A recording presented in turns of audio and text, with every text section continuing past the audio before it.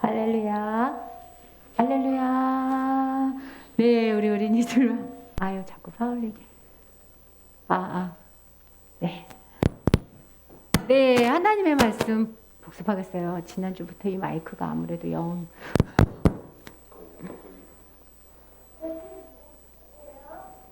네, 전사님 마이크 소리 잘 들려요? 네, 자, 샬롬. 네, 에스겔 말씀, 하나님 말씀 볼게요. 에스겔은 하나님이 강하게 하신다 그랬는데 무슨 일을 하시는 분이라 했죠? 제사장이었어요. 맞아요. 제사장인데 어디에 끌려가 있다 그랬어요? 바벨론 포로에 끌려가 있다 그랬어요. 기억나지요? 네, 그래서 그발강가에서 뭐 한다 그랬죠? 제사장인데 제사 못 드리고 그래서 시간이 날 때마다 사람들이 다 같이 울면서 어디로 가고 싶다 그런다고? 고향으로 돌아가고 싶어요. 하나님 우리를 고향으로 데려가게 해주세요. 막 하고 기도하고 있는데 그때 하나님이 영광이 슉 내려왔는데 처음 봤댔지. 처음 보는 영광이 이 네 천사들 사이에서 하나님이 위에 계시면서 번쩍번쩍하니까 에스겔이 놀라가지고 확 엎드려 있는데 하나님이 에스겔을 어떻게 해줬어? 손으로 쓱 일으켜가지고 세워주시면서 에스겔아 내가 너한테 할 말이 있다. 패역한 백성에게 내가 너를 보내니까 내 말을 전해다. 이랬어요. 그 패역한 백성들은 하나님의 말씀으로 여호와 말씀이 이래요 하고 전하면 이 백성이 들어요 안 들어요? 안 들어. 그렇지만 너는 듣든지 안 듣든지 내가 너를 보내는 선지자니까 꼭 가서 내 말을 전해줘라 이렇게 하셨어요. 그래서 에스겔이 깜짝 놀라가지고 네 하나님 제가 하나님 말씀을 전할게요 라고 생각을 했더니 하나님의 말씀을 어떻게 줬어? 쭉 내려서 줬는데 그 말씀에 하나님이 어떻게 혼낼 건지 얼마나 힘들 건지 다시는 고향으로 돌아갈 수 없다는 말씀이 있었어요. 그래가지고 그 말씀을 입에다가 쑥 넣어줬는데 맛이 어떻다고 하나님 말씀은요? 꿀처럼 달다고. 그래서 우리 친구들도 하나님 말씀이 꿀같이 달게 먹으라고 그랬죠. 그래서 하나님께서 가서 전해라. 이제 가서 전해라. 너는 다른 나라 말이 아니니까 빨리 가서 전해라. 두려워하지 말아라. 내가 너를 굳건하게 아주 그냥 다이아몬드보다 더 단단하게 다이아몬드는 붙거든요. 아주 떱떱해서 둥둥거려. 아이 정말로 전사님이 이거를 들고 해야 될 것 같아요. 굳게 해줄게! 라고 했어. 그리고 나서 무슨 일이 벌어졌는지 오늘은 파수꾼의 사명이라는 말로 전해줄게요.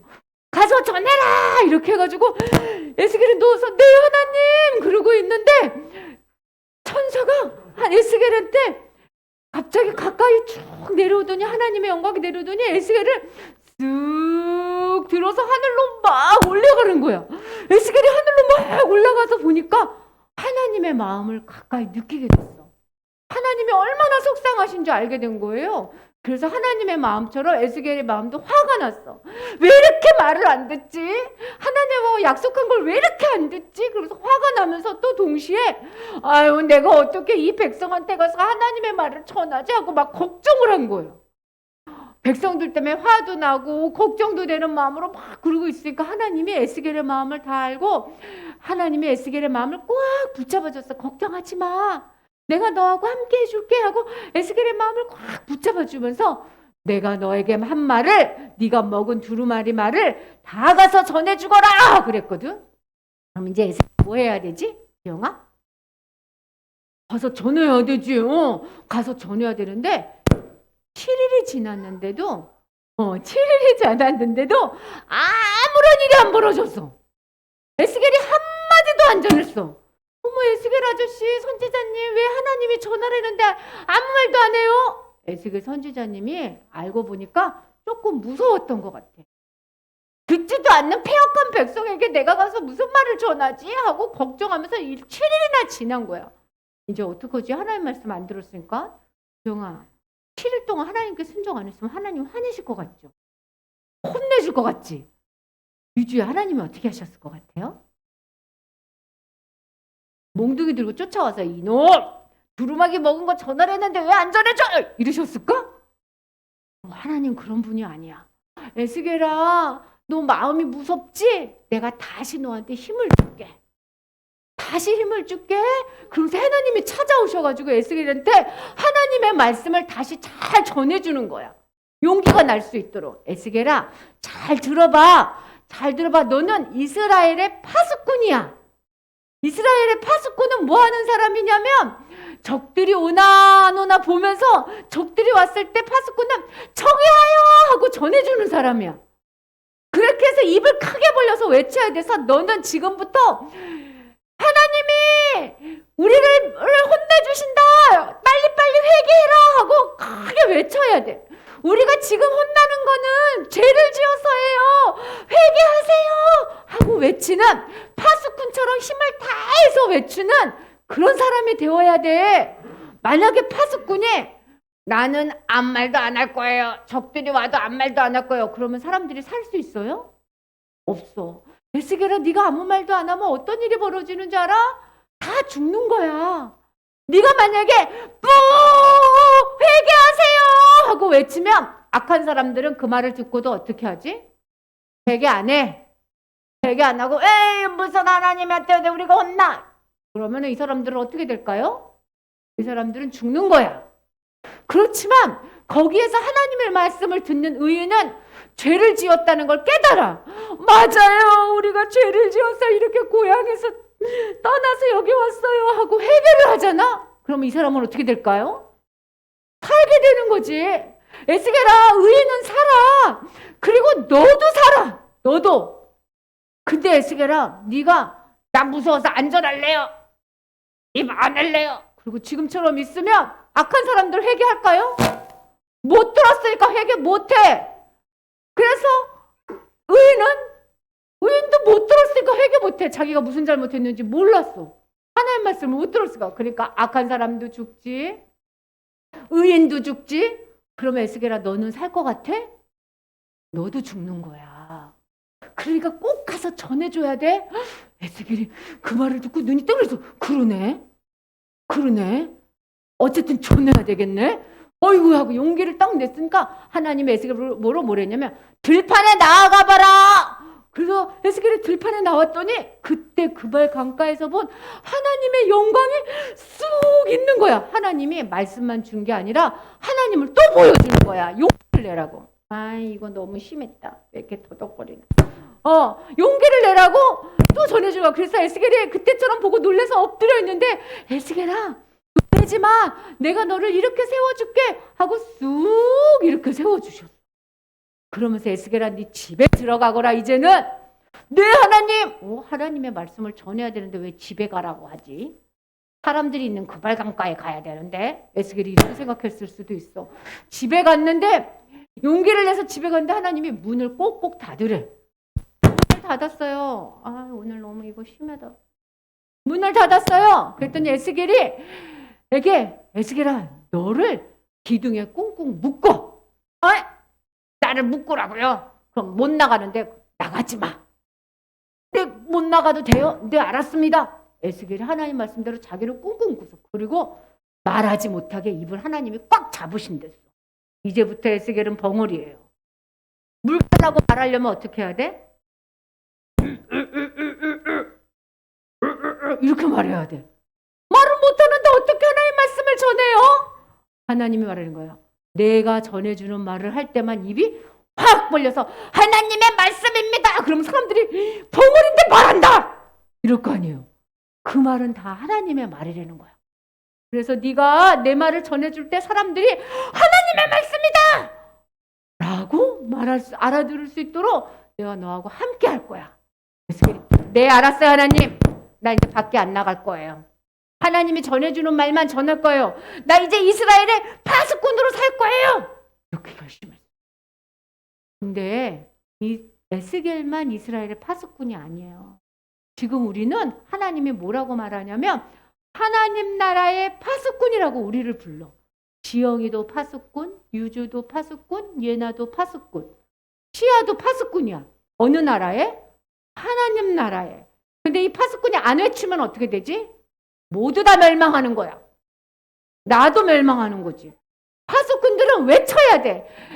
예수님 믿으세요! 그러고. 근데 우리는 에스겔은 이스라엘은 멸망할 거예요. 회개하세요. 라고 외치지만 우리는 뭐라고 외치냐면 이렇게 외쳐야 돼. 자, 지금부터 우리가 외쳐야 될 말 가르쳐 줄게요. 하나님이 계세요. 라고 외쳐야 돼. 근데 그 하나님이 어떤 하나님이냐면 무섭고 혼내는 하나님이 아니야. 하나님은 진짜로 뭐냐면 하나님은 우리를 너무 사랑하세요. 이모, 하나님이 이모 사랑해. 얘들아, 하나님이 우리를 사랑해. 그래서 하나님은 우리를 너무 사랑해서 뭐 하고 싶은 분이냐면 우리랑 언제나 함께 하고 싶은 분이야. 우리랑 꼭 같이 있고 싶은데 뭐 때문에 우리랑 같이 못 있을까요?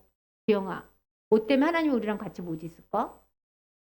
우리가 죄를 지으면 하나님이 우리랑 같이 있을 수가 없어. 왜냐면 하나님은 죄가 하나도 없기 때문에 죄 있는 우리랑 같이 있을 수가 없는 거야. 하나님 우리를 사랑하세요. 우리랑 같이 있고 싶어요. 근데 우리 죄 때문에 우리랑 같이 있을 수가 없어요. 그래서 우리 죄를 없애려고 누가 오셨다고? 예수님이 오신 거예요. 우리를 대신해서 예수님이 죽으신 거예요. 이 예수님만 믿으면 이제 영원히 누구랑 같이 있을 수 있어요? 예수님, 하나님, 성령님하고 함께 있을 수 있어요. 절대로 떨어지지 않고 영원히 함께 있을 수 있는 나라에 가는데 그 나라가 어디예요? 천국이에요. 이것을 전해주는 게 하나님 나라의 파수꾼이야. 전사님 이건 너무 많은데 어떡하죠? 한 개만 전해도 돼. 한 개만. 뭘 전할까요? 친구한테 뭐라고 말할까? 하나님이 우리를 함께하고 계셔. 예수님이 우리 때문에 죽으셨어. 하나님은 우리를 사랑하세요. 영원한 나라 천국이 있어요. 한 개만 전해줘. 이렇게 전하는 사람들에게는 하나님이 무슨 일을 하시냐면 우리가 막 용기가 안 나거든. 전하려고 그러면 이렇게 돼. 에스겔처럼 마음이 쿵쾅쿵쾅 뛰어요. 그런데 이런 사람에겐 하나님이 용기를 주려고 어떤 일이 벌어지냐면 하나님을 보여주셔요. 하나님의 돕는 손길을 볼 수 있어. 우리를 일으켜 세워주는 하나님을 봐. 용기가 생기네. 하나님 말씀이 귀에 쏙쏙 들어와. 그리고 하나님이 지금도 나를 돕고 있다는 게 느껴져. 그렇게 아주 놀라운 일이 하나님을 전하는 사람에게 있는 거예요. 자, 봅시다. 이스라엘의 파수꾼인 에스겔이 전하지 않았을 때 하나님이 혼내주셨어요? 아니야. 하나님이 더 많이 이야기해 주셨어. 전하고 싶은 많은 사람들한테. 우리 친구들이 하나님 나도 하나님 나라의 파수꾼으로 살고 싶어요 하면 하나님이 더 많이 이야기해 주셔.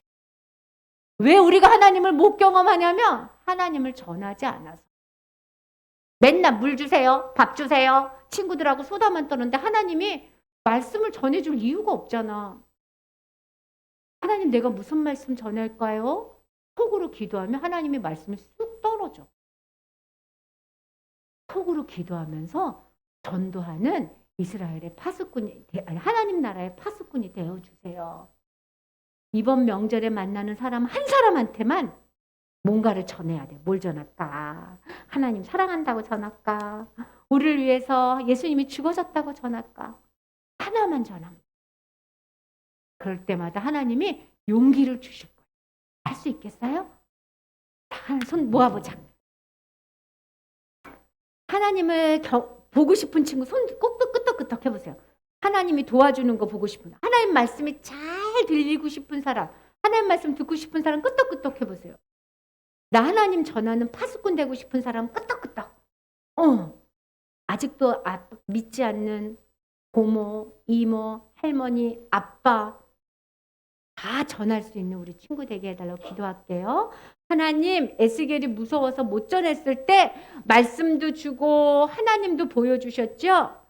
제가요, 하나님 나라 파수꾼으로 하나님을 전하고 싶어요. 말씀도 주고 하나님이 주시는 용기를 가질 수 있도록 도와주세요. 예수님 이름으로 기도합니다. 아멘.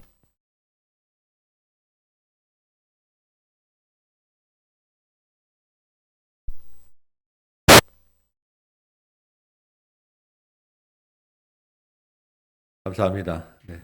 중요한 날은 꼭 이렇게 여러 가지 그 방송이나 그 미스가 날 수 있습니다. 그때마다 이게 이 말이 좀 중요한 말이구나. 우리가 듣는 것을 사탄이 굉장히 싫어하는구나. 이렇게 생각하시면 틀림없을 겁니다. 오늘 귀한 말씀 여러분 마음에 새기시 바라고 마음에 새기기 위해서 우리 또 암송 한번 하도록 하겠습니다. 오늘 암송은 우리 지난주에 했던 암송 말씀 한 주 더 하려고 해요. 한 주 지났지만 많이 잊어버리셨죠? 예. 다시 한번 보도록 하겠습니다. 에스겔 3장 17절 말씀 다시 한번 읽어볼까요? 시작.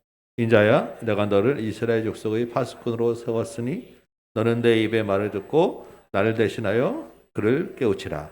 예. 한번 연습 한번 해보시기 바랍니다. 지난주 했었기 때문에 훨씬 쉬우실 거예요.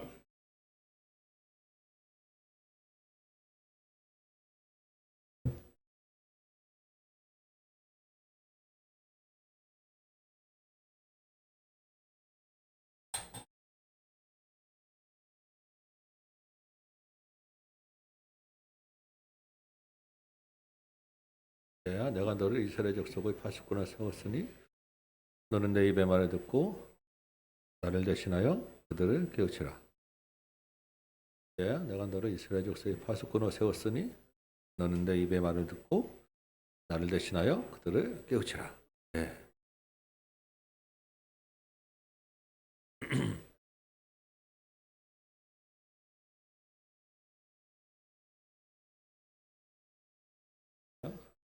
이스라엘 족속의 파수꾼으로 세웠으니 너는 내 입의 말을 듣고 나를 대신하여 그들을 깨우치라. 네.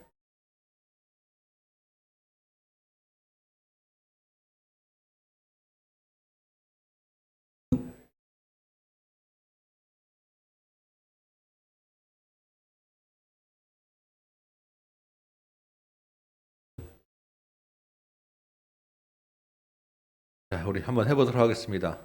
네.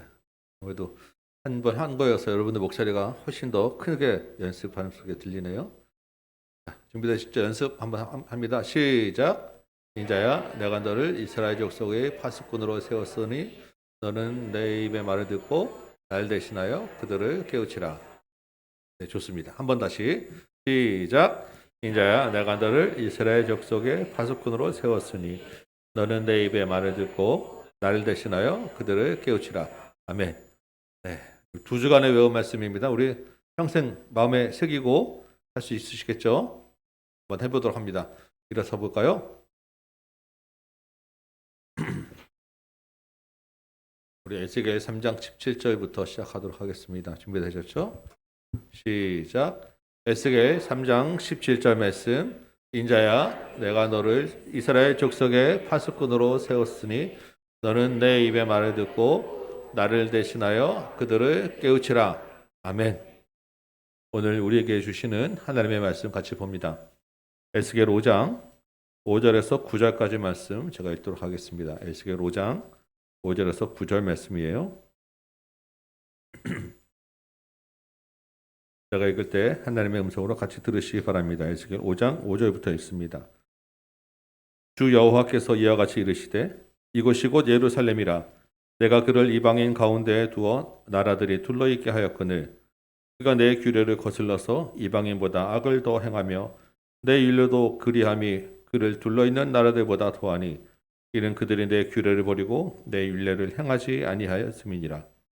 그러므로 나 주 여호와가 말하노라. 너희 요란함이 너희를 둘러싸고 있는 이방인들보다 더하여 내 율례를 행하지 아니하며 내 규례를 지키지 아니하고 너희를 둘러있는 이방인들의 규례대로도 행하지 아니하였느니라.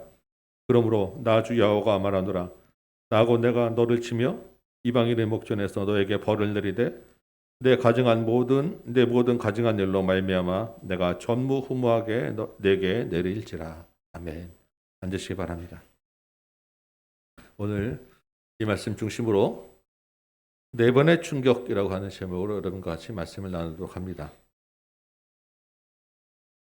이제 명절 연휴가 이제 본격적으로 시작이죠. 좀 쉬는 기간이었어서 그런지 여러분들 얼굴이 한결 좀 여유가 있어 보이고 좋아 보입니다. 쉬시니까 좋죠? 네, 저도 좋습니다. 네. 쉬시면서 영역이 좀 회복되시고 하나님과 더 가까워지는 시간 되시기 바랍니다. 오늘 에스겔 4장과 5장 같이 여러분과 말씀을 나눌 건데요. 사실 오늘 본문이 이렇게 좀 편안하게 쉬는 명절 연휴와는 좀 어울리지 않는 본문입니다. 그래서 좀 편안하고 익숙하고 좀 듣기 좋은 본문으로 다른 본문으로 설교를 할까 제가 잠시 고민을 좀 했습니다. 그런데 떠오르는 생각이 우리 어린 설교에서 봤지만 지난주 우리 말씀 제목이 파수꾼의 사명이었어요. 그렇죠? 파수꾼이 어떤 사람입니까? 듣는 사람의 기분이나 환경과 관계없이 주는 말씀, 본 것을 전하는 사람이잖아요. 하나님이 이 에스겔 순서에 따라서 오늘 주시고자 하는 말씀이 있는데 우리 듣기 좋은 말씀을 골라 먹는 것이 좋지 않다라는 생각이 들었습니다. 그래서 오늘 원래대로 에스겔 말씀을 나누려고 합니다. 제가 절기 때가 아니면 웬만하면 순서대로 가급적 진행을 하려고 해요. 주께서 주시려고 계획한 말씀 가운데 여러분 받는 은혜가 있으시기 바랍니다. 우리 지난주 3장까지 에스겔이 선지자로 부름받는 내용이었어요. 에스겔이 그 어떤 선지자보다도 특별하고 많은 경험을 했고 고민도 많이 했어요. 그리고 그 사역을 시작하는 장면도 아주 특별했습니다. 그렇죠? 에스겔이 선지자가 나가서 돌아다니며 말을 해야 되는데 문 닫고 몸 묶이고 입을 말 못하게 되는 상황으로 선지자 사역이 시작되는 거예요. 그런데 오늘 이제 드디어 이제 첫 사역을 시작하는데 이 첫 사역은 더 이상하고 더 특별합니다. 하나님이 선지자에게 왜 이렇게 이상하고 특별한 행동을 하게 하느냐는 거죠. 왜 그렇겠습니까? 말로 해서 안 되니까 충격요법을 하는 거예요. 이제 4장부터 24장까지 에스겔이 받아먹은 대로 애가와 애곡과 재앙의 말을 전해야 합니다. 대상은 누구예요? 지금 포로로 끌려와 있는데 자기가 왜 끌려와 있는지도 깨닫지 못하고 다시 돌아가기를 기대하고 있는 뻔뻔한 백성들입니다. 말로 안 되니까 충격적인 상징적인 행동들을 하게 하는 거예요. 그러면 이분이 왜 이러지 하고 사람들이 모여들 때 닫았던 입을 열어서 전하게 하는 겁니다. 평소에 말을 못하다가 갑자기 쏟아져 내니까 얼마나 그게 효과가 크고 충격이 있겠어요? 여러분, 하나님이 늘 이렇게 충격요법을 쓰시는 것은 아닙니다. 평상시 이렇게 충격요법을 많이 쓰는 분이 아니에요. 그보다 훨씬 더 많이 말로 하세요. 이미 우리에게 주신 계시의 말씀이 있죠. 하나님이 오래 참고 말로 하시다가 해도 안 될 때 이렇게 하시는 거예요. 우리도 마찬가지 아닙니까? 우리도 참다 한번 팍 터뜨리잖아요. 충격을 확 주잖아요. 근데 우리는 그렇게 한번 갈 때까지 갔다가 터뜨리면 어떻게 돼요? 이제 더 이상 안 보겠다. 그런 생각으로 이제 끝이야 하고 그냥 확 하고 이제 뒤돌아서는 거 아닙니까? 하나님은 이렇게 충격을 좁혀 쓰시지만 이게 끝이 아니라는 거예요.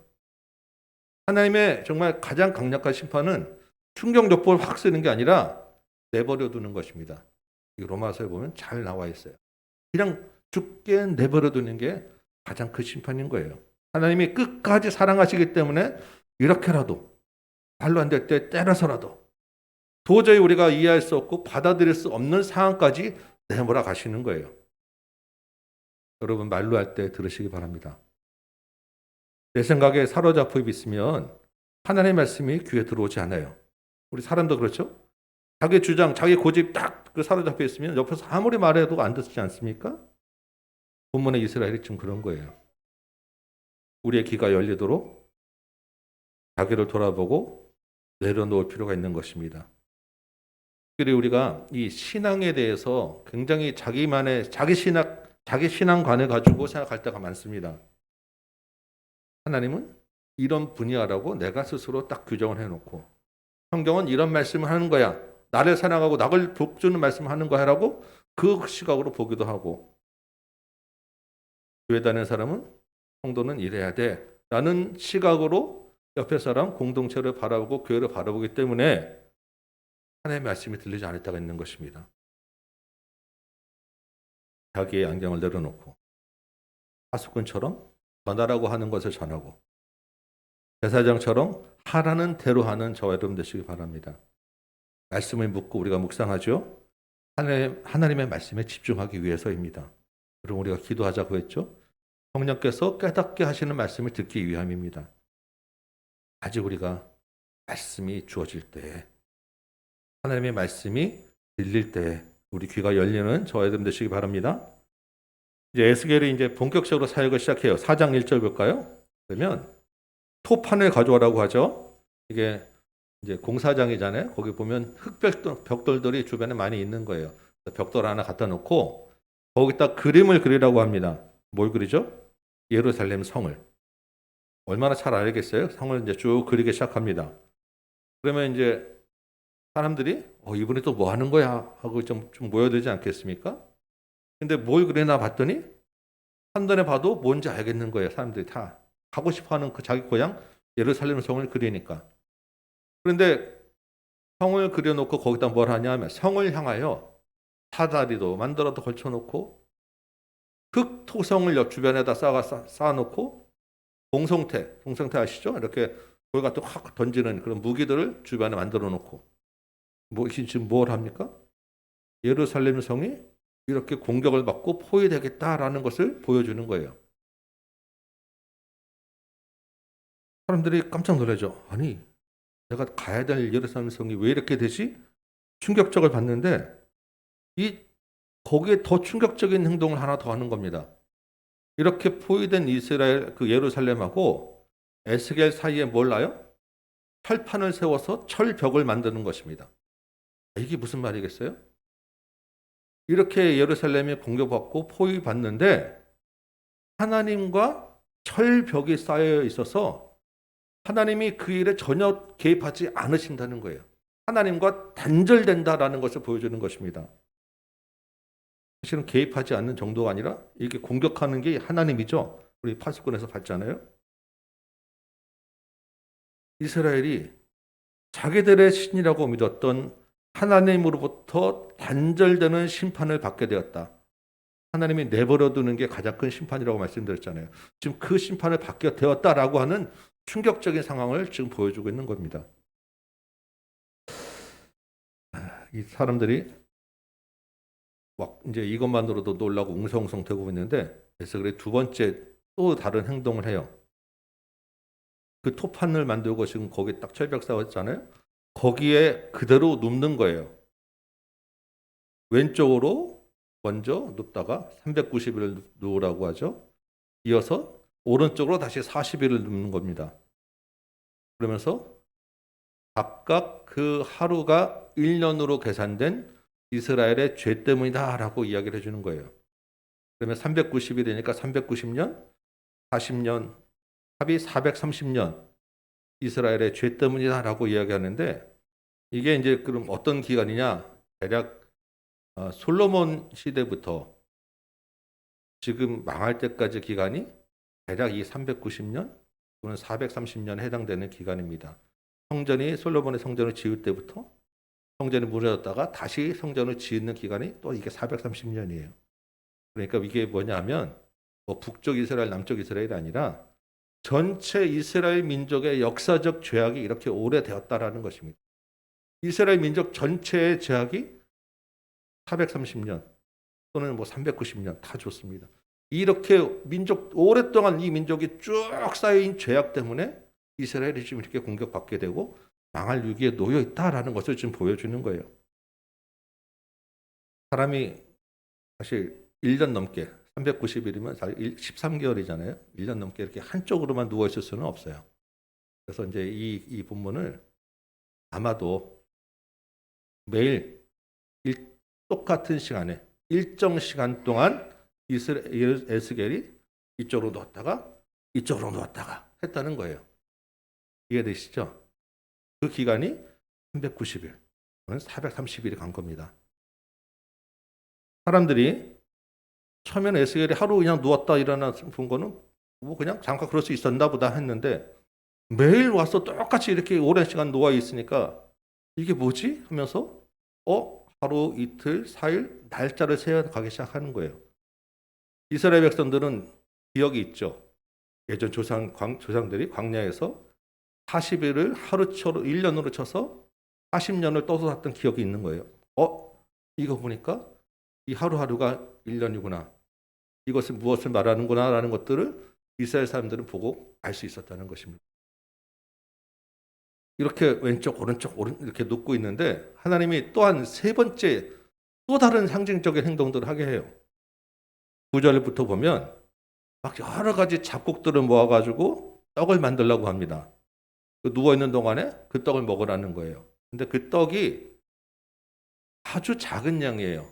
우리의 지금의 그 그람수로 하면 230g 정도 됩니다. 230g 정도 되는 떡 하나. 하루에 그거 하나 먹으라는 거예요. 물도 먹으라, 아주 조금 먹으라고 하는데 하루에 0.6리터 정도. 여러분 물 하루에 얼마나 드세요? 0.6리터 얼마 되지는 않습니다. 그거 하나 갖고 하루 버티라는 거예요. 한쪽으로 이렇게 누워 있으면서 오랜 시간 동안에 그만큼 먹고 물 그만큼 마시고 있는 게 얼마나 고통스럽겠습니까? 배도 고프고 목도 마르고 선지자가 정말 힘들죠. 근데 이 그냥 떡을 만들라는 게 아니에요. 12절에 더 아주 괴로운 그 행동을 하게 합니다. 이 떡을 인분에다 구워 먹으라고 하는 거예요. 여러분 인분 제가 굳이 말씀 안 드려도 되죠? 그 인분 위에다 떡 올려놓고 구워 먹으라 하는 겁니다. 선지자가 하나님 나 이거는 도저히 못하겠습니다. 도저히 이건 안 되겠습니다라고 이제 얘기를 하니까 하나님이 그래 그러면 인분을 빼고 횟동으로 대신해서 소똥이에다가 구워 먹으라라고 합니다. 에스겔이 사실 인분에도 못하겠다는 거는 냄새나고 더 뭐 이런 거보다는 그게 부정하기 때문이에요. 그 신명기 레위기법에 그 진영 밖에다가 화장실 놓고 거기서 이를 보고 덮고 오도록 하고 있어요. 진영 안과 밖을 구별하는 부정한 거기 때문에 그래도 제가 제사장인데 이거는 내가 도저히 못하겠어요라고 하는 거고 그러면 그건 빼줄게 그 대신에 햇동으로 어차피 이거 같은 효과를 얘기하는 것입니다. 햇동은 막 말린 거다가 이렇게 불로 연료를 많이 쓰기도 해요. 옛날에는 그걸 대신하라고 해주는 거예요. 이건 또 무슨 의미를 얘기해 주는 거냐? 지금 16절에 보면 4장 16절에 보면 예루살렘에 의뢰하는 양식을 끊겠다라고 하나님 말씀하시죠. 성이 포위되어 있습니다. 그렇죠? 포위된 기간에 에스겔이 누워 있잖아요. 이 포위된 기간 동안에 어떻게 되느냐? 먹을 것이 부족해진다는 거예요. 마실 물도 없어진다는 것입니다. 그래서 곡식 여러 가지 뭐 이것저것 가리지 않고 닥치는 대로 갖다 먹을 것인데 그래도 먹을 게 없고 마실 물도 없고 나중에는 뭐 부정한 것, 뭐 새똥 이런 거 가릴 거 없이 그냥 아무거나 막 갖다 먹게 될 것이다. 이런 상황을 얘기해 주는 거예요. 지금 이런 지금 세 가지 이런 행동들을 한 장소에서 동시에 지금 하고 있는 것입니다. 토판굴에다가 누워 있다가 뭐 쇠똥으로 구워 먹다가. 에스겔이 정말 얼마나 힘들겠습니까? 이렇게 1년 넘게 정해진 시간이 흘러가는 거예요. 그리고 하나님이 다시 네 번째 이상한 행동을 한번 또 하라고 합니다. 이게 5장 1절입니다. 지금 한 사이클로 계속 이어지는 거예요. 이 5장 1절에 이번에는 하나님이 날카로운 칼 하나 들어다가 머리털하고 수염을 다 밀라고 하는 것입니다. 그리고 그 털을 돌에 달아서 3등분으로 해서 놔둬라라고 이야기하죠. 우리나라도 이 조선시대까지 수염 자르지 않고 머리 자르지 않았습니다. 이 예전에 옛날에는 이 머리나 수염이 힘과 권위의 상징이에요. 그래서 구약시대는 특히 더더욱 그렇습니다. 그래서 자르지 않아요. 이 수염을 밀었다 하는 것은 머리를 밀었다 하는 것은 전쟁에 졌을 때 그 수치를 주고 굴욕적인 모습을 하기 위해서 이걸 자르거나 아니면 정말 너무너무 슬픈 그런 애도를 할 때나 한 번씩 이렇게 하는 거지 절대 자르지 않습니다. 특히 제사장은 자르지 못하도록 아예 율법에 돼 있어요. 그런데 지금 면도도 하고 머리도 대머리로 다 밀라고 하는 것입니다. 자, 그럼 한번 상상을 한번 해보세요. 에스겔이 지금 어땠죠? 1년 넘게 빵 요만큼 먹고 물 요만큼 마시고 이쪽 놓았다 이쪽 놓았다 이러고 있었죠. 에스겔 몸이 이만큼 있었어도 요밖에 안 됐을 거예요. 막 그냥 정상적이 아니지 않았겠습니까? 삐짝 말라고 막 몸도 그냥 흐느적거리는데 면도를 하려면 면도칼로 해야 되잖아요. 근데 날카로운 칼, 전쟁에 쓰는 칼 갖고 하라는 것입니다. 이게 제대로 관리도 안 된 이 털과 수염이 깎아지겠습니까? 하다 보면 쭉쭉쭉 당연히 막 거지겠죠. 머리부터 여기까지 빡빡 밀었는데 그것도 깨끗하게 밀리지 않고 피 줄줄줄 흐르고 삐창 마른 사람이 그러고 서 있으면 보기 좋겠죠. 그 앞에 털 이렇게 쌓아놓고 도대체 이게 뭐냐? 왜 이런 기괴한 모습으로 하고 있느냐라는 것이죠. 사람들이 그 모습을 보면서 얼마나 속이 불편했고 에스겔 자신은 또 얼마나 힘이 들었겠어요. 여러분 그 에스겔의 이름이 뭐라고 말씀드렸죠? 하나님이 강하게 하신다라는 뜻이죠. 유력한 제사장 가문의 에스겔의 부모가 에스겔이 태어났을 때 에스겔이라고 하는 이름을 주우면서 에스겔에 대한 기대가 있지 않았겠습니까? 이 아이를 하나님이 강하게 해주세요. 그 이름대로 하나님이 에스겔을 불러서 이스라엘 백성들보다 더 강하게 해줄 거야 라고 약속하셨어요. 그렇다면 에스겔이나 부모나 다른 사람들이 볼 때 하나님이 강하게 해주신다는 그 이름대로 했다 그러면 우리가 적어도 기대하는 수준이 있지 않습니까? 선지자가 강하게 되면 엘리야나 엘리사처럼 죽은 사람도 벌떡 일으켜 세울 수 있고 아니 막 적군이 있어도 말 한마디에 그냥 다 쓰러질 수 있고 뭔가 좀 기적 있고 힘이 있는 그런 생각을 하게 되지 않느냐는 것이죠. 근데 지금 이 에스겔의 강하게 한 모습이 이게 강하게 한 모습이냐는 것입니다. 여러분 하나님이 여러분에게 강하게 해주신다고 우리 자녀를 강하게 해주신다고 할 때 우리가 기대하는 수준이 있잖아요. 이런 강하게 하심이라는 거 알면 하나님 이름 바꿔주세요 하지 않을까요? 그 이름대로 내가 하고 싶냐는 거죠. 여러분 예레미야 우리가 오랫동안 봤었죠. 예레미야라고 하는 이름이 무슨 뜻이었습니까? 제가 말씀드릴게요. 하나님이 세우신다. 하나님이 높여주신다라고 하는 말이에요. 그래서 예레미야를 시험 부를 때 뭐라고 하나님이 말씀하셨죠? 내가 너를 여러 나라의 선지자로 세울 것이야. 하나님이 세우신다고 말씀하셨어요. 근데 예레미야의 사역이 어떻습니까? 하나님이 세우신 모습 맞습니까? 하나님 높여주신 분도 맞아요? 정말 피곤하게 평생 가장 낮은 자리에서 짓밟히면서 슬피 울며 사역한 사람이 예레미야입니다. 하나님이 높여주신 것과 전혀 관계가 없는 사람이에요. 여러분, 우리가 이 땅에서 받는 복이 무엇이겠습니까? 우리가 하나님을 믿음으로 해서 우리가 하나님 앞에 기대하는 것들을 여러분 있으시죠? 무엇을 기대하십니까? 에스겔처럼 예레미야처럼 하나님이 강하게 해주신다. 하나님이 나를 높여주신다. 우리가 기대하지 않을까요? 하나님이 이런 복 주시기를 우리가 원하지 않습니까?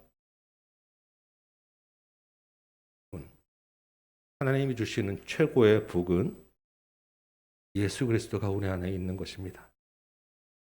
예수 안에서 우리가 강하게 될 것이고 예수와 함께 우리가 높아질 것입니다. 우리가 잠깐 이 땅의 것들 바라보지 마시기 바랍니다. 잠깐 지나가는 것들이에요. 돈이나 명예나 성공이나 승진이나 여러분이 우리가 사는데 다 필요한 것들이고 좋은 것이고 우리가 바랄 수 있는 것들입니다. 그렇지만 그게 전부는 아니에요. 그것으로 예수와 바꿀 수 있는 것도 아닙니다. 예수가 없이 그런 것들만 주어진다면 그거는 우리를 망하게 하는 거예요. 하나님이 우리에게 주시는 것과 우리가 기대하는 것을 맞춰 나가시기 바랍니다. 나에게 하나님을 맞추려 하는 것이 아니라 내가 하나님께 맞추어 가는 것입니다. 다시 본문으로 돌아와 볼까요? 그렇게 에스겔이 머리 밀고 수염 밀고 막 피 흘리면서 기괴하게 서 있는 그때 사람들이 모여 있으면서 웅성웅성 도대체 왜 저러시는 거야? 라고 하는 그때 1년 넘게 닫혔던 에스겔의 입이 열렸어요. 에스겔이 말하기 시작하는 거예요. 5절입니다. 주 여호와께서 이와 같이 이르시되, 하나님이 주신 말을 에스겔이 하기 시작하는 거예요. 그 첫 마디가 뭐냐? 5절 보니까 이것이 곧 예루살렘이다 라고 이야기하고 시작하는 것입니다. 이것이 곧 예루살렘이다. 자기처럼 이렇게 피 흘리고 기괴한 모습으로 서 있는 이것이 곧 예루살렘이다.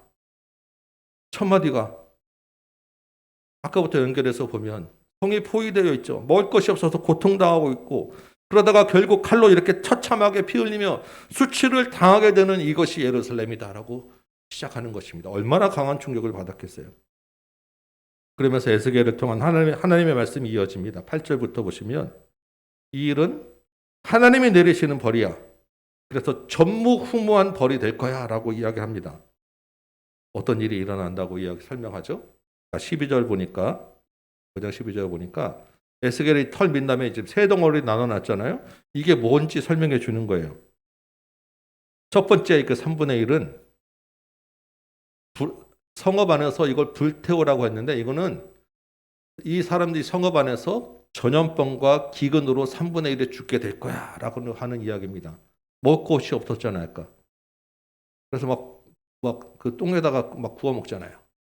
그러니까 전염병이 돌지 않을 수가 없는 거예요. 전염병 쫙 돌고 그나마도 없어서 굶어 죽게 되는 것입니다. 그래서 어떤 일이 일어나느냐, 5장 10절을 보니까 아버지와 아들이 서로 먹게 될 것이다. 비참한 현실이 일어나서 3분의 1이 병과 기근으로 죽게 될 것이다. 두 번째 3분의 1은 뭐냐? 성이 함락되는 날에 칼에 죽게 될 것이다. 처참한 사륙의 현장이 될 것이다 라는 것입니다. 세 번째 3분의 1은 그날에 이스라엘 백성들이 사방으로 흩어지게 될 것이다. 막 사방으로 흩어져 도망가고 포로로 끌려가는데, 그 도망가고 끌려가는 뒤를 쫓아가서 그 사람들마저 다 3분의 1 죽게 될 거야. 그래서 전무후무하게 심판을 받게 될 거야 라고 하는 말이 선포되는 것입니다. 그동안 예루살렘이 여러 차례 적군에 포위된 적이 있었어요. 예전에도. 그런데 이렇게 처절하게 함락된 적은 없었습니다. 무시무시한 심판 날이 될 건데, 3절에 보니까 그 3분의 1씩 3개 나눠놓고 그 중에서 조금 집어서 에스겔 옷에다 싸라고 하는 말이 있어요. 그래서 다 이렇게 죽지만 그래도 하나님이 조금은 남겨주시는가 보다 했는데, 4절 보니까 그 3분의 1, 그 조금 집은 옷에다 그냥 요만큼 집은 중에서 또 일부 한쯤 집어가지고 그거는 불에 태워버린다라고 합니다. 요만큼은 그래도 남겨주시는가 했더니 그 중에서도 또 버리는 사람이 있어도 그 중에 또 남는 자는 정말 안 되는, 정말 한 줌도 안 되는 만큼만 남게 될 거야 라고 하는 아주 무서운 심판이 오랜만에 열린 입을 통해서 선포되어지는 거예요. 여러분, 아까 이스라엘이 왼쪽 오른쪽으로 누운 것이 이스라엘 온 역사의 죄 때문이라고 말씀드렸었죠. 11절 보니까 이렇게 되어 있습니다. 이렇게 무서운 심판을 받게 되는 것은 이스라엘이 모든 미운 물건과 가증한 일로 하나님의 성소를 더럽혔기 때문이다라는 것입니다. 온갖 우상 숭배를 했다는 거예요. 어디서? 심하게는 성소에서까지 말입니다. 하나님이 도저히 그 성전에 계실 수 없기 때문에 성전을 떠나는 현장을 곧 보게 될 거예요. 그리고 심판받는 장면은 우리가 보고 있는 것입니다. 그런데 여기서 중요한 말씀이 하나 이어지고 있어요. 하나님이 이 성소를 더럽히는 이 이스라엘의 우상 숭배의 죄를 뭐라고 이야기하시는지가 나와 있는 거예요. 표면적인 죄는 우상 숭배, 성소를 더럽히는 죄인데, 하나님은 이것을 어떻게 받아들이시는지, 이스라엘의 죄목이 무엇인지, 거기에 따른 판결문이 무엇인지 오늘 본문에 나와 있는 것입니다. 이게 정말 중요한 말씀이에요. 여러분 잘 들으셔야 됩니다. 지금 이 시대에도 우리에게도 똑같이 해당되는 말씀이기 때문입니다. 5절 말씀 다시 볼까요? 5장 5절. 이것이 예루살렘이다 라고 이야기하죠. 그리고 그 다음에 뭐라고 얘기합니까? 내가 예루살렘을 이방인 가운데 두어 나라들이 둘러있게 하겠다라고 하셨어요. 이게 하나님이 이스라엘을 향한 원래 하나님의 목적이에요. 주변 이방 나라들 가운데 둬서 이방 나라들에게 시달리게 하는 게 아니라 이스라엘을 중심에 놓고 이방 나라도 두었다는 것입니다. 이스라엘이 핵심이라는 거예요. 왜 이스라엘을 이방 나라들 가운데 딱 두셨냐? 이게 출애굽기 19장 5절 6절 우리가 잘 아는 말씀입니다. 제사장 나라가 되게 하기 위해서라는 거예요. 이스라엘이 하나님을 잘 섬기고 복 받는 것을 보고 이방 나라들이 하나님께 돌아오게 하기 위해서 이스라엘을 이방 나라 중심에 두셨다라는 것입니다. 이방 나라들과 하나님 사이의 다리, 하나님과 이방 나라들의 중재자로 삼기 위해서 가운데 두셨는데, 이 이스라엘을 향해서 하나님이 오래 참으시고 율법도 주셔서 하나님을 먼저 알게 하시고 여러 가지 복도 주시고 홍해를 건너는 것부터 해서 각종 기적을 보여주시고 외국이 쳐들어와도 보호해 주시고 하룻밤에 막 18만 5천 명 송장되게 하시면서 구원해 주시고, 이 기간 이게 다 구약의 역사였다는 것입니다. 그런데 이스라엘이 어떻게 했어요? 6절입니다. 하나님의 규례를 거슬렸던 거예요. 하나님의 규례를 지키라고 여기에 두었는데 하나님의 규례를 거슬렸어요. 이방인보다 더 악을 행했다는 것입니다. 하나님의 규례대로 선하게 살아야 될 이스라엘이 오히려 이방인보다 악을 더 행했어요. 7절 중반부터 보시면 하나님의 규례를 행하지 않은 정도가 아니라 이방인들의 규례대로도 행하지 않았다라고 하는 것입니다. 무슨 말입니까? 이방인도 안 하는 죄를 지었다는 거예요. 8절에 그러므로 곧 내가 너를 치고 벌을 내리신다라고 말씀하시는 것입니다. 여러분, 이 말들을 지금으로 바꾸어서 하나님이 우리를 치신다면 우리의 제목이 무엇일까요? 할 때 이런 말들로 바꿔지는 것입니다. 세상보다 못한 교회, 불신자보다 더 악한 기독교인, 아들을 내어주신 하나님의 은혜를 배반한 배은망덕한 자들, 성경을 알면서 성경대로 살지도 않고 일반 도덕 윤리도 지키지 않은 자들, 지금 이 얘기를 하고 있는 것입니다. 여러분, 이스라엘은 하나님의 특별한 선택을 받은 사람들입니다. 먼저 하나님을 알고 하나님의 계시를 받은 사람들이에요. 그들의 특별한 선함이 있기 때문이 아니고 그들이 특별히 뭔가를 잘했기 때문이 아닙니다. 하나님의 은혜로 그렇게 선택된 받은 사람들이에요. 그렇다면 그들은 그 선택된 받은 은혜가 많기 때문에 그들에게는 좀 더 높은 수준의 잣대가 요구됐다는 것입니다. 이해되세요? 받은 게 많기 때문에 그 받는 것만큼 더 높은 수준의 기준으로 그들을 바라볼 수밖에 없었다는 것입니다. 그 높은 수준의 잣대가 뭐냐? 하나님을 마음을 다해서 섬기라라는 것이었어요. 그런데 그들이 겉으로는 더 높은 수준을 지킨다고 했어요. 그래서 율법적으로 제사를 드리고 율법적인 삶을 산 것입니다. 그런데 하나님의 그 더 높은 기준인 마음을 다해 하나님을 섬기라는 그 기준에는 완전히 반대로 살았던 거죠. 하나님을 섬긴다고 하였지만 실제는 자기 자신들을 섬기고 살았던 거예요. 여러분, 지금 우리는 하나님을 알고 예수 그리스도의 십자가 복음을 받은 사람들입니다. 하나님의 은혜로 죄사함을 받았고 영생을 허락받은 사람들이에요. 믿지 않는 사람들하고 비교도 되지 않는 아주 큰 은혜를 받은 사람입니다. 우리가 어떻게 되겠어요? 우리가 받은 것이 귀함을 알고 감사하는 사람이 되어야 한다는 것입니다. 우리가 받은 게 우리의 어떤 공로나 우리의 선함으로 받은 게 아니잖아요. 우리가 당연히 받은 게 아니잖아요. 여러분들이 믿는 가정에 태어나고 믿는 배우자를 만나고 누군가를 통해서 복음이 들려지고 말씀이 읽혀지고 깨달아지고 믿어지게 된 것에 우리가 끼어들 틈이 무엇 있습니까? 하나님이 은혜로 그렇게 해 주신 거예요. 이스라엘은 그것이 자기들의 특권인 줄 알고 당연한 것으로 알고 교만했던 것입니다.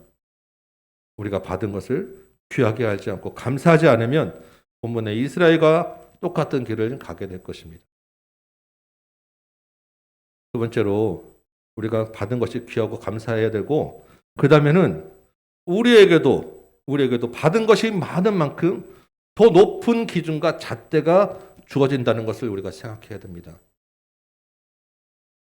하나님이 우리를 부르시고 이 세상 가운데 살게 하는 것은 하나님의 목적이 있기 때문이에요. 이스라엘을 이방 중심에 둔 것 같이 하나님이 우리를 이 땅에 살면서 하나님을 먼저 알게 한 것은 하나님의 목적이 있기 때문이라는 것입니다. 이게 뭐예요? 우리에게 제사장의 사명, 파수꾼의 사명을 주신 것입니다. 하나님을 드러내고 세상이 하나님을 알게 하는 일을 위해서 우리를 먼저 하나님 알게 하신 거예요. 그럼 우리가 어떻게 해야 됩니까? 우리가 하나님 말씀대로 우리가 살아야 됩니다. 세상과 다르게 우리가 살아야 돼요. 세상보다 더 나은 가치를 가지고 더 나은 삶을 우리가 살아내야 하는 것입니다. 왜? 우리 삶을 통해서 세상이 하나님을 알게 하기 위해서. 여러분, 문제는 근데 우리가 세상보다 더 나은 삶을 살고 다르게 살아야 되는데 세상이 교회를 바라보는 기준이 있어요. 세상이 교회를 바라보는 잣대가 있어요. 이게 굉장히 높다는 거예요. 왜? 세상도 우리가 받은 게 많다는 것을 알아요. 니네 구원 받았다고 했지, 은혜 받았다고 했지, 영생 받았다고 했지, 그럼 니네 이렇게 살아야 돼 라고 하는 아주 높은 잣대를 우리에게 들이대고 있다는 것입니다. 그럼 우리가 무엇으로 그 기준과 잣대를 충족하시겠습니까? 그냥 일반적인 착하게 살고 일반적인 선하게 사는 것과 가지고는 안 돼요. 왜? 믿지 않는 사람들도 착하게 선하게 사는 사람들이 훨씬 많기 때문입니다. 그들도 얼마든지 할 수 있고 그들과 같은 수준으로는 그 기준을 우리가 충족시킬 수가 없어요. 우리가 아무리 애써도 율법적으로는 바리새인보다 더 잘 살 수 없습니다. 내 힘으로 나를 위해 살려는 욕심과 욕망이 우리 안에 있잖아요. 그게 우리가 예수 믿는다고 우리 안에서 살 완전히 없어지고 우리가 그렇게 안 사는 게 아니지 않습니까? 여러분, 우리 시대에 최고의 강력한 이단이 무슨 종교인지 아세요? 신천지나 여호와 증인이 아니에요. 나신교라고 하는 종교입니다. 나신교. 나를 믿는 종교, 나를 살아가는 종교. 내 중심이 되어서 나를 섬기는 종교가 가장 강력한 종교고요. 불행하게도 안타깝게도 그 종교에 우리가 수시로 왔다 갔다 하고 살고 있어요. 솔직히 그렇지 않습니까? 세상 사람들이 있는데 그 기준을 그걸 안단 말이에요. 다 알아요. 우리가 하나님 나라의 제사장으로 할 수 있는 것, 그 세상의 그 높은 잣대를 넘어서 다르게 살면서 인정받을 수 있는 유일한 방법은 예수 그리스도밖에 없습니다.